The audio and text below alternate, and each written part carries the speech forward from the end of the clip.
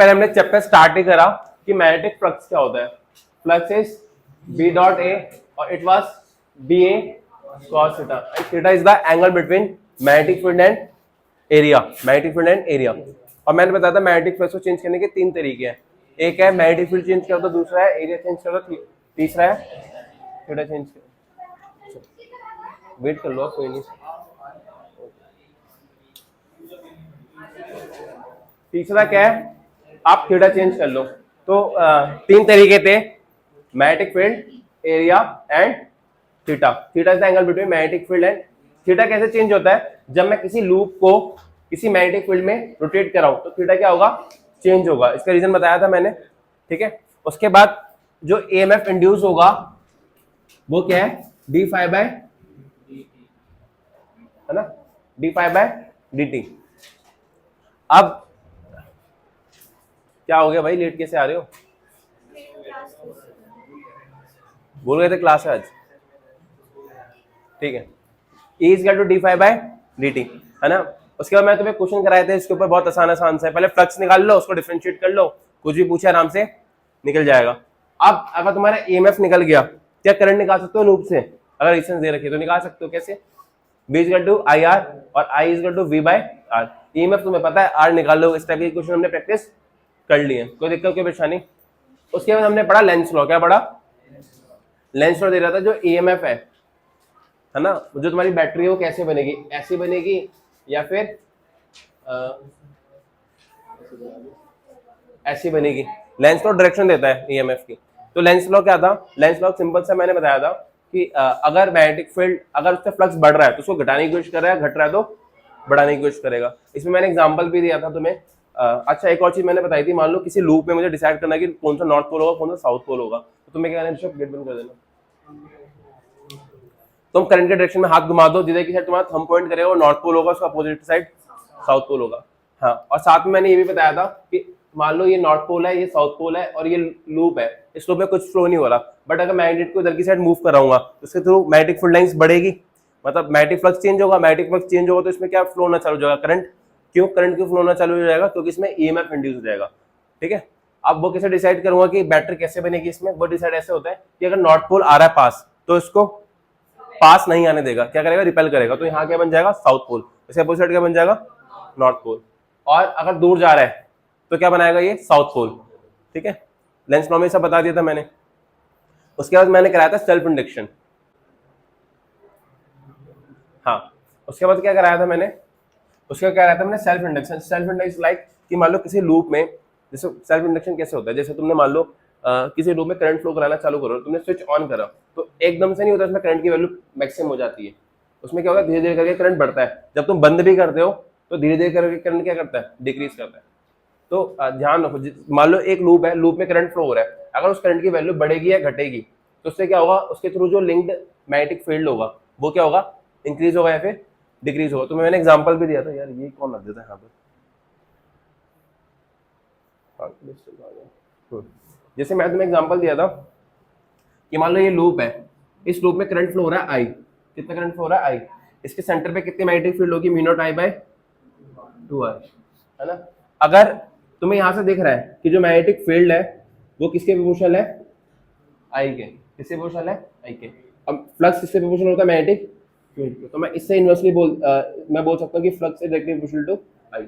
और कांस्टेंट हटता है तो क्या आता है, L. L is known as self induction.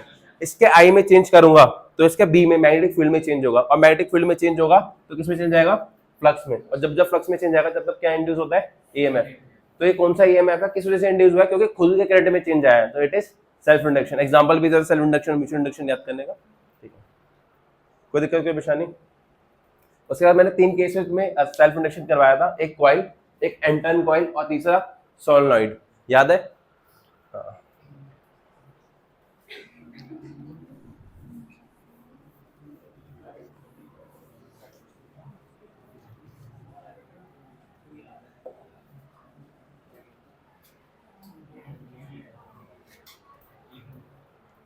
मैंने किस के लिए पढ़ा है, कॉइल, दूसरा एंटन कॉइल और तीसरा सोलेनॉइड।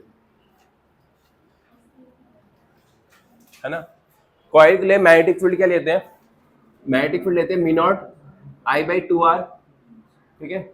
और एरिया क्या लेते हैं, एरिया इसके लेते हैं पाई आर, दोनों को मल्टीप्लाई कर देते हो, आई को छोड़कर जो भी बचता है वो क्या होता है तुम्हारा सेल्फ इंडक्शन। तो हाँ, और इसमें क्या करते हैं, इसमें मैं तुम्हारा मैग्नेटिक फील्ड क्या लूंगा मैं, एन इंटू म्यू नॉट आई बाय 2r, और एरिया तो पाई आर स्क्वायर ही होता है, पर इसमें देखो इसमें फ्लक्स थ्रू वन लूप निकालूंगा, ठीक है। और एन लूप निकलेगा इसमें नहीं, क्योंकि इसमें लूप ही कितने हैं, वन। इसमें फ्लक्स थ्रू वन लूप निकलेगा, इसको 5 बोल दो, फिर मुझे एन के थ्रू निकालना पड़ेगा, वो होगा एन इंटू 5। और ऐसे तुम्हारा किसमें निकलता है, सॉलिनॉइड के अंदर। इसके लिए जो सेल्फ इंडक्शन की वैल्यू आती है, कौन बताएगा मुझे, मन्नत बताओ, बता सकते हो क्या होती है सेल्फ इंडक्शन की वैल्यू इसके लिए, कॉइल के लिए।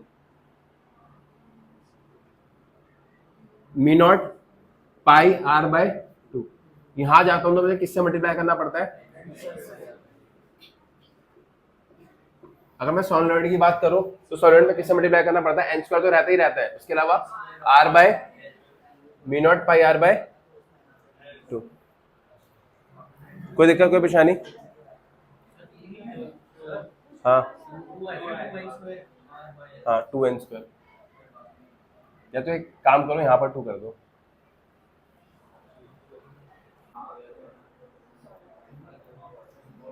चलो करा देता हूँ एक क्वेश्चन, बहुत बच्चों से क्वेश्चन है, दे रखा है मैंने शायद इसके अंदर।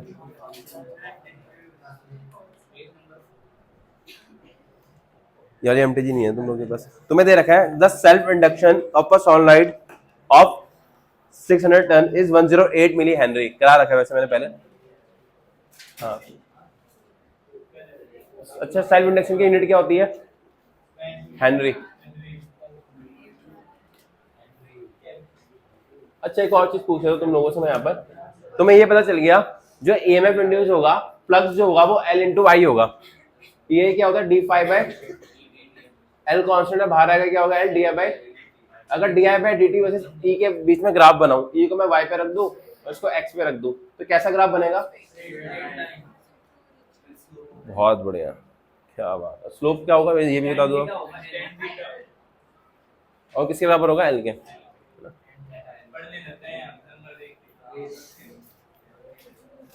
अभी वो घर पे कंप्लेंट करनी बाकी है।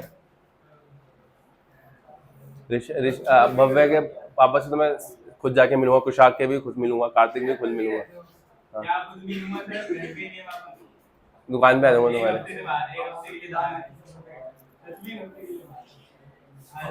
वे राम ऐसे कह के मंगवाएगा, मम्मी मेरी प्यारी मम्मी इसको मम्मी तोड़ेगी।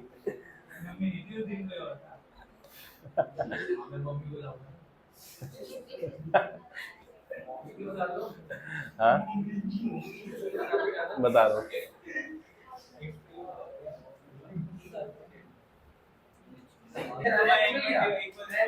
तुम्हें क्या दिया है, फॉर्मूला क्या होता है, N square 2r by L into mu naught pi R by 2, ये फॉर्मूला होता है ना। Mu naught pi R by 2 तो याद ही रखना है, एन स्क्वायर मल्टीप्लाई कर दिया और 2r बाय एल है। इसमें क्या बोला गया कि दोनों सॉलिनॉइड के अंदर बस किसका फर्क है, एन का। तो मैं बोल सकता हूं जो सेल्फ इंडक्शन है वो डायरेक्टली प्रोपोर्शनल किसके है, एन स्क्वायर के। तो मैं लिख दूंगा L1 bye L2 is N1 bye N2 का। खत्म, क्या करना है इसमें, खत्म क्वेश्चन। बस ऐसे क्वेश्चन में तो कॉपी में पेन में नहीं उठाने चाहिए तुम्हें। सुनो देखो ध्यान से समझना, मान लो एक कॉइल है, यू हैव अ कॉइल, है ना।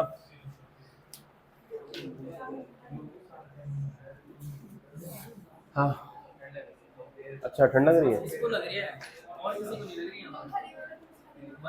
पंखा उंखा बंद नहीं हुआ, नहीं बड़ा मेरे को भी ठंड लग रही है।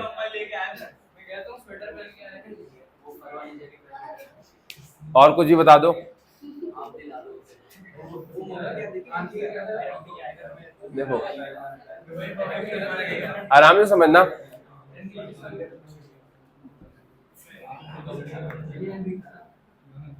बिल्कुल ध्यान से समझने की कोशिश करना। ये तुम्हें कॉइल 1 दे रखा है और ये तुम्हें कॉइल 2 दे रखा है। ये बताओ, अगर इसमें जो करंट फ्लो हो रहा है ना उसको हम बोल रहे हैं प्राइमरी कॉइल। मत अच्छा इसका नाम दे देता हूँ, ये है प्राइमरी कॉइल और ये तुम्हारी सेकेंडरी कॉइल।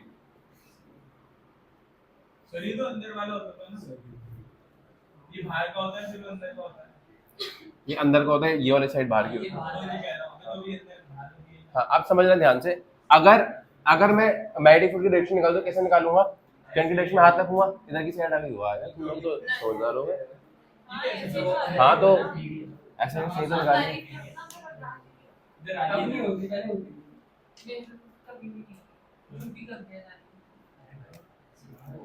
ठीक है, आप समझना। आप इसकी मैग्नेटिक फील्ड इससे भी पास हो रही होगी, इससे पास हो रही होगी, इससे भी पास हो रही होगी। इस मैग्नेटिक फील्ड की वैल्यू कितनी होगी? इसकी जो देखो इसमें कुछ भी फ्लो नहीं हो रहा, पर इसमें करंट फ्लो हो रहा है, इसकी वजह से मैग्नेटिक फील्ड कितनी आएगी इसके अंदर? Mu naught I P by 2r, है ना। आप इसकी मैग्नेटिक फील्ड इससे भी लिंक्ड होगी, क्यों लिंक्ड होगी? मैग्नेटिक फील्ड फील्ड लाइन से वो तो फ्लो कर रहा होगा, इससे कर रहा है।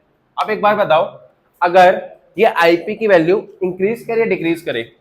अगर आईपी की वैल्यू चेंज होगी, अगर ये चेंज करता है तो बी क्या होगा?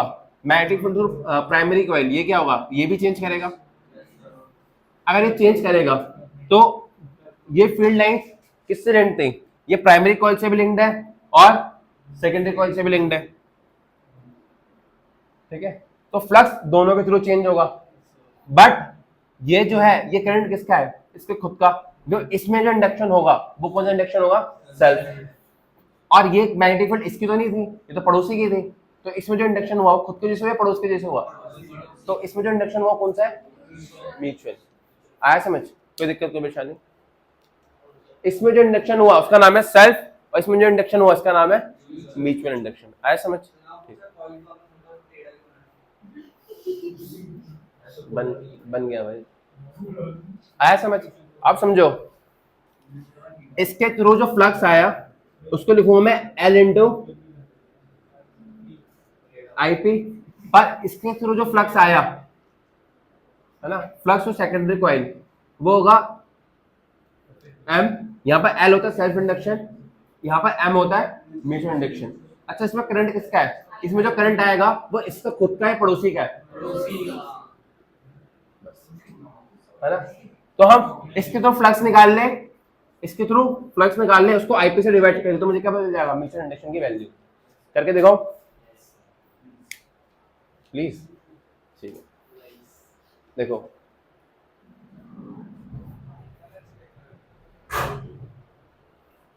कौन था ये?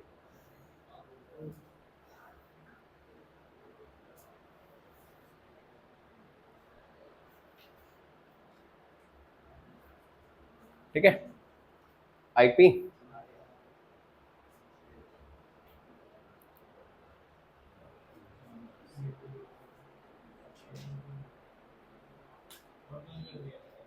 नहीं, टेम्परेचर 25 कर दिया, 24 कर देता हूँ बस भाई।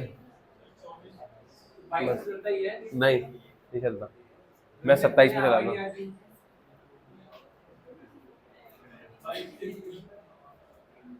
ज्यादा नखरे हो रहे तुम लोग। देखो अब समझना ध्यान से, इसका रेडियस ले लेता हूँ आरपी और इसका रेडियस ले लेता हूँ आर एस।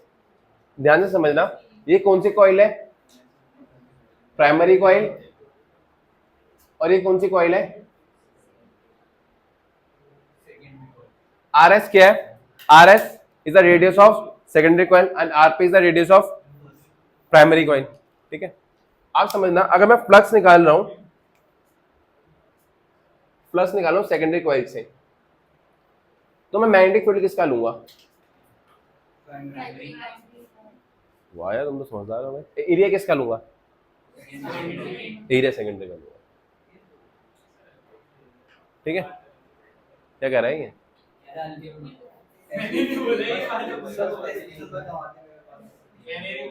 आप magnetic field through primary coil क्या है? Mu naught IP by 2rp।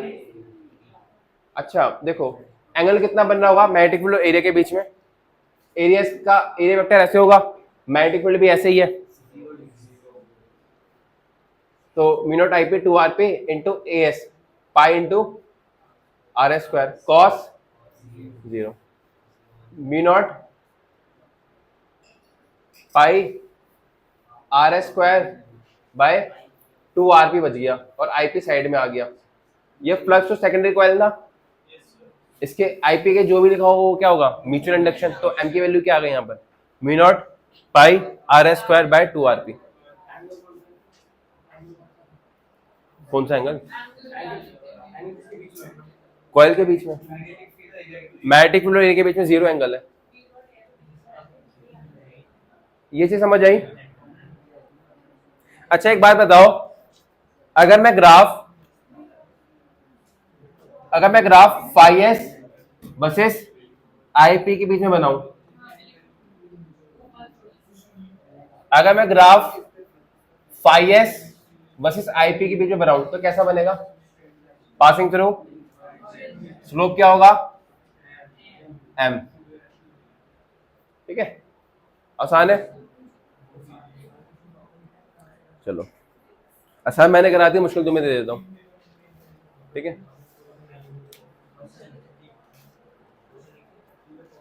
अच्छा एक बात ध्यान रखना, तुम्हें क्या लगता है, देखो एक बात ध्यान दो, फाई एस किसके बराबर है, एम इंटू आई पी, है ना। तो क्या मैं बोल सकता हूं कि M is directly proportional to phi and inversely proportional to primary current, बोल सकता हूं M is directly proportional to flux to secondary coil and inversely proportional to current to primary coil. ऐसा कुछ भी नहीं है। जो म्यूचुअल इंडक्शन है कभी भी डिपेंड नहीं करता फ्लक्स पे, और जैसे V equal to I R करते हो, तुम क्या करते हो, V equal to I R करते हो ना, यहाँ पर तुम्हें क्या समझ आता है कि R is V by I. तुम्हें लगता है कि R प्रोपोर्शनल है V के और इनवर्सली प्रोपोर्शनल है, R डिपेंड ही नहीं करता V और I पे, R डिपेंड किस पे करता है, length of the conductor, area of the cross section, है ना, मटेरियल, इन सब पे। वैसे यहाँ पर म्यूचुअल इंडक्शन फ्लक्स पे डिपेंड नहीं करता ना आईपी पे डिपेंड करता, ये डिपेंड करता है तुम्हारा बेसिकली क्या बोलो इसको, ओरिएंटेशन ऑफ द लूप्स की, कैसे लूप ओरिएंटेड है। मान लो ये लूप अभी सीधा ओरिएंटेड है, इसको टेढ़ा कर दूंगा तो फ्लक्स कम लिंक होगा, तो ओरिएंटेशन ऑफ द लूप पे डिपेंड करेगा। दूसरा ज्योमेट्री ऑफ द लूप पे डिपेंड करेगा, उसका लेंथ क्या है, उसका रेडियस क्या है। जैसे देखो अगर आर एस की वैल्यू चेंज हो जाएगी तो म्यूचुअल इंडक्शन की वैल्यू चेंज हो जाएगी, आरपी की वैल्यू चेंज हो जाएगी तब भी म्यूचुअल इंडक्शन की वैल्यू चेंज हो जाएगी। तो ज्योमेट्री पे डिपेंड कर रहा है, फ्लक्स पे और करंट पे डिपेंड नहीं करता। ये आया समझ। तो mutual induction depend on dimension of the loop, number of turns and distance between the loop and orientation of the loop. आया समझ। डिस्टेंस बिटवीन द लूप पे क्यों डिपेंड कर रहा है, अगर डिस्टेंस में बढ़ा दूंगा तो मैग्नेटिक फील्ड कम लिंक करेगी। आया समझ। तो कितना आसान है। अच्छा 2 मिनट इधर देख लो, मैथ में ये बताया कि अगर सिंगल सिंगल कॉइल है, जो म्यूचुअल इंडक्शन आया उसकी वैल्यू क्या आई, mu naught pi R S square. क्या मैं आर एस स्क्वायर, पाई आर एस स्क्वायर क्या है, area of the secondary loop. उसको ऐसे देखता हूँ कि सीधा याद कर लूँ ताकि मेरे याद करना क्या हो, आसान हो, एरिया ऑफ सेकेंडरी लूप। और वो क्या होगा, पाई इंटू, ये पता होना चाहिए, डिवाइडेड बाय 2 आरपी।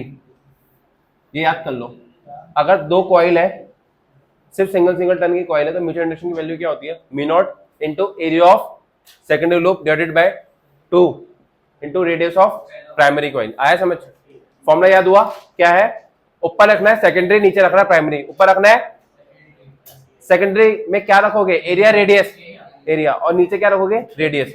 ऊपर सेकेंडरी एरिया रखोगे सेकेंडरी का, नीचे रखोगे रेडियस प्राइमरी का। तो फॉर्मूला क्या बन जाएगा, mu naught A S by 2 RP. याद हो गया।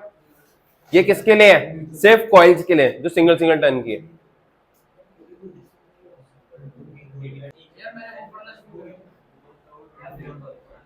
देखो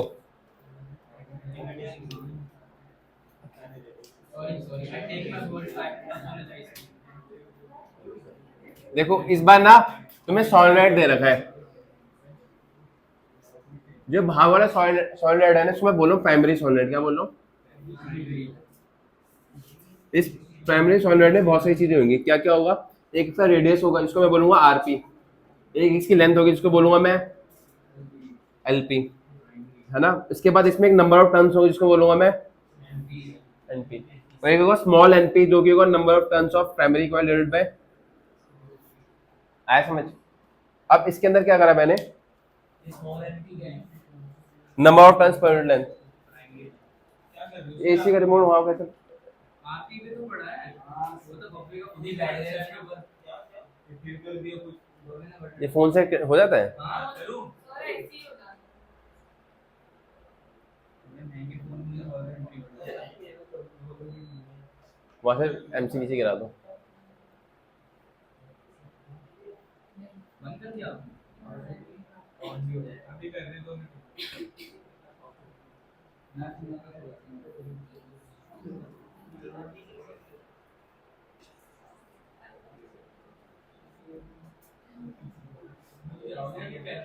मेरे को बताना यार, ये जिम जाता हूँ यहाँ पर एसी नहीं चलाते एसी चलाऊंगा मैं सारे। देखो कनेक्ट हो गया सेंट्रलाइज एयर कंडीशन है स्प्लिट है स्प्लिट है। भाई 24 से नीचे मत करना, बाकी बच्चों को ठंड भी लगती है। मैं इसे चलाने की बात करी तो चला ही रहा हूँ मैं। तुम लोग इतनी बेकार काट रहे हो। जिस लास्ट जब मैं पढ़ाता था ना, मिडिल वाले रूम में बिल्कुल भी नहीं होता, तब भी तुम लोग कुछ नहीं बोलते थे। अरे हाँ, तुम्हें 24 पर करके देता हूँ, 22 करना, 18 करना है। इसलिए सही सही है ना, वो खराब था। ये आज के बच्चे आपके तो लोग कॉल कर आते थे ना आपको किसी कुछ नहीं करते यार मत करो। उसमें आ जाएगा जितने भी मैंने करूंगा आपका मान लो नहीं करो इसको फिक्स करवाना पड़ेगा कि टेम्परेचर से ज्यादा कम ना हो। डायरेक्ट अच्छा, इसके अंदर मैंने क्या करा, एक और कॉइल डाल दी। एक तो होती नहीं तो बता ये कोई के अंदर कोई कैसे डलेगी सोलनॉइड के अंदर सोलनॉइड है, ऐसे डल गई ठीक है। सोलनॉइड के अंदर सोलनॉइड है। आया समझ? आप समझना है कि जो अंदर वाली कॉइल है ना, ये है तुम्हारी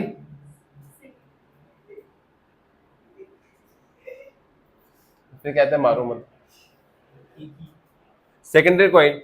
इसका जो रेडियस होगा उसको बोलूंगा मैं आर एस, इसका जो लेंथ होगी उसको बोलूंगा एल एस, इसकी में जो नंबर ऑफ टर्न्स होगी बोलूंगा एन एस।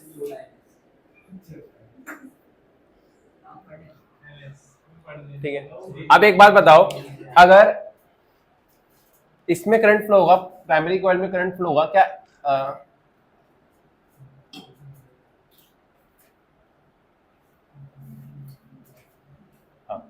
प्राइमरी करंट में प्राइमरी बाहर वाले रूप में क्या हो रहा है, करंट फ्लो हो रहा है। अगर उस करंट की वजह से क्या इंड्यूस हो जाएगा, इसमें मैग्नेटिक फील्ड क्या आएगा, इसमें मैग्नेटिक फील्ड। वो क्या मैग्नेटिक फील्ड, वो मैग्नेटिक फील्ड क्या सेकेंडरी कॉइल से ही पास होगी, है ना। अगर इस आईपी को चेंज करूंगा तो मैग्नेटिक फील्ड चेंज होगी किससे, सेकेंडरी कॉइल से। पर ये मैग्नेटिक फील्ड सेकेंडरी कॉइल की खुद की नहीं है, ये किसकी है, प्राइमरी कॉइल की। तो उसमें अगर चेंज आएगा तो इसमें भी चेंज आएगा, और इसमें क्या इंड्यूस होगा, ईएमएफ।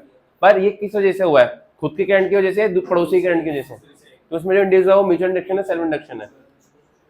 समझदार हो गए अब बस। सर ये प्राइमरी और सेकेंडरी के बीच में जो कॉइल्स है ये प्राइमरी कोई कॉइल नहीं है, प्राइमरी और सेकेंडरी बस। बाकी दोनों तो दिख रहे हैं कुछ नहीं दिख रहा, एक ब्लैक है एक ब्लू है बस।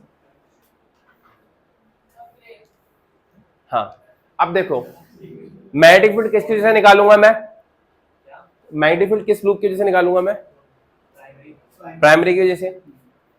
मैग्नेटिक फील्ड कितना होगा प्राइमरी की वजह से, क्या फॉर्मूला होता है, mu naught N I. N किसका लूंगा,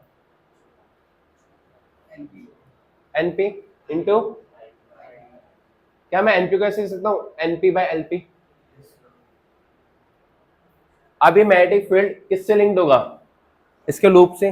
मान लो जो सेकेंडरी कॉइल है उसमें एक लूप से फ्लक्स निकाल रहा हूं मैं, तो मैग्नेटिक फील्ड किसका लूंगा, प्राइमरी का, पर एरिया किसका लूंगा, सेकेंडरी का। और एंगल कितना होगा, 0।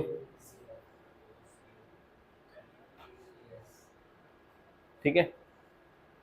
अब ये बीपी कितना है, mu naught NP LP IP. Cos 0 की वैल्यू कितनी हो गई, तो अगर मैं इसको ऐसे लिखूं तो हो जाएगा mu naught NP AS. Total आ गया या फिर सिर्फ वन लूप के थ्रू है ये, और किसका लूप है, सेकेंडरी का प्राइमरी का, बस सेकेंडरी का है। अगर इसके सेकेंडरी में कितने लूप्स हैं, एन या एन एस, तो ये क्या हो जाएगा, बस into flux through one loop, ठीक है। इसको किससे मल्टीप्लाई करना है, एनएस से, तो ये क्या हो जाएगा mu naught NP NS LP as into, तो जो वैल्यू आई पूरी, ये किसकी वैल्यू है,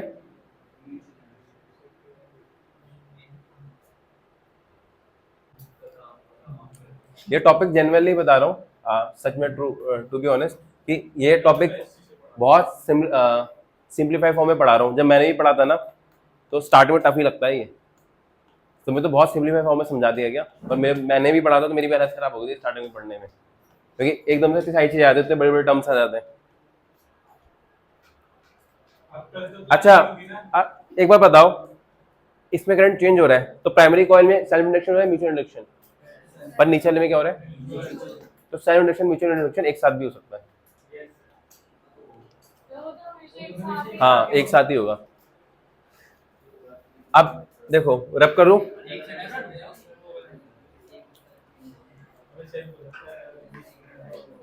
अच्छा इस पे स्टार्स बना लेना,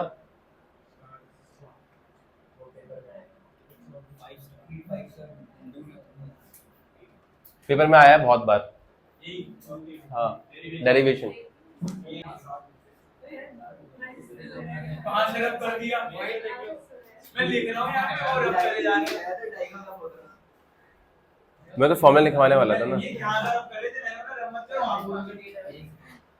देखो तुम्हें याद क्या रखना है, तुम्हें याद क्या रखना है, अगर दो कॉइल है, एक का रेडियस आरपी है, दूसरे का रेडियस, और सोलेनॉइड का केस है, दूसरा क्या है, दो सोलेनॉइड है, इसके लिए म्यूचुअल इंडक्शन का फॉर्मूला कैसे याद रखोगे, सबसे पहले तो ध्यान रखो कि दोनों के अंदर म्यू नॉट इंटू एएस तो आएगा ही आएगा, म्यू नॉट इंटू एएस, इसमें भी क्या आएगा म्यू नॉट इंटू एएस, इसमें एक्स्ट्रा क्या आता है, इसमें एक्स्ट्रा आता है आरपी से डिवाइड करना है, और इसमें एक्स्ट्रा क्या आता है, इसमें तुम्हें NP NS divided by LP, इससे क्या करना होता है, मल्टीप्लाई करना होता है। मतलब तुम्हें बेसिकली याद रखना है म्यू नॉट एएस तो याद ही रखना है, अगर कॉइल है तो डिवाइड कर दो 2 आरपी से, और अगर सोलेनॉइड है तो मल्टीप्लाई कर दो NP NS divided by LP से।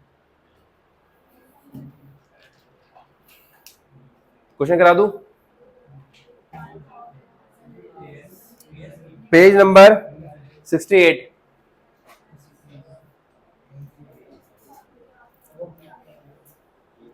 एक लॉन्ग सोलेनॉइड है जिसमें नंबर ऑफ टर्न्स कितने हैं 15, उसके अब पता है इस केस में क्या कर रखा है, पेज नंबर तुम लोगों में शायद 67 66 ऐसा कुछ होगा, 68 ही है, ठीक है। एक लॉन्ग सोलेनॉइड है जिसमें नंबर ऑफ टर्न्स कितने दे रखे हैं 15, और उसके अंदर मैंने सोलेनॉइड नहीं रखा है, एक लूप रखा है, ठीक है। इसका एरिया कितना दे रखा है मुझे 2 centimetre square. If the current carried by the solenoid changes steadily from 2 to 4 ampere in 0.1 second, तो सबसे पहले क्या निकालोगे, रेट चेंज ऑफ, देखो ईएमएफ कैसे निकालोगे, अगर तुम्हें फ्लक्स पता है तो ईएमएफ क्या आएगा m into D I P by, तुम्हें डी आई की वैल्यू दे रखी है और डी टी की वैल्यू दे रखी है, ठीक है। What is the induced EMF in the loop while the current is changing? क्या, हाँ एम भी निकालना पड़ेगा। एम कैसे निकालोगे, इसमें तो कोई भी फॉर्मूला नहीं लगेगा, इसमें सिंपल लॉजिक लगेगा कि सोलेनॉइड के थ्रू मैग्नेटिक फील्ड रखो, और एरिया किसका रखोगे, इसमें कॉइल का, एरिया किसका रखोगे, कॉइल का, बस एक स्टेप कट जाएगा तुम्हारा, तुम्हें एन टर्न्स के थ्रू निकालने की जरूरत नहीं पड़ेगी, उसमें कर लोगे सॉल्व, कर लोगे सॉल्व, हो जाएगा, हो गया, ठीक है।